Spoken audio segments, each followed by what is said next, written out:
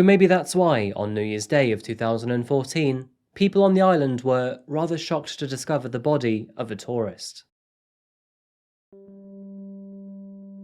Nick Pearson, a 25-year-old man from Derbyshire, England, was found dead at the bottom of a 50-foot drop in one of the island's bays.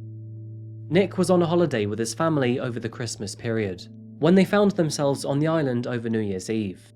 And although they were from England, Nick loved Thailand. In fact, this was his 7th visit. But his death seemed to happen over mysterious circumstances.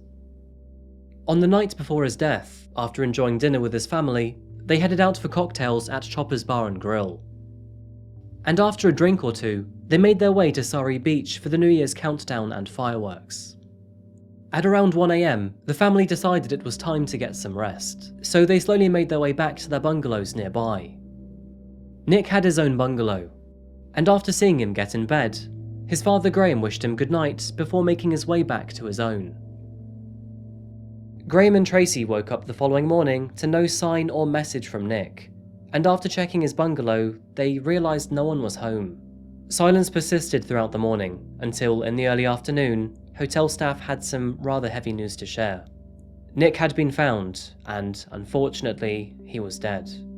It was a terrible tragedy, but officers were very quick to close Nick's case. Since he had fallen into a bay, they automatically assumed he had fallen in and drowned. However, after identifying his body at the local temple, Nick's parents started to realise that things weren't quite adding up. They noticed a large gash on his head, an injury that didn't amount to a 50-foot fall. And despite being told that drowning was the cause of his death, blood had dried across his face.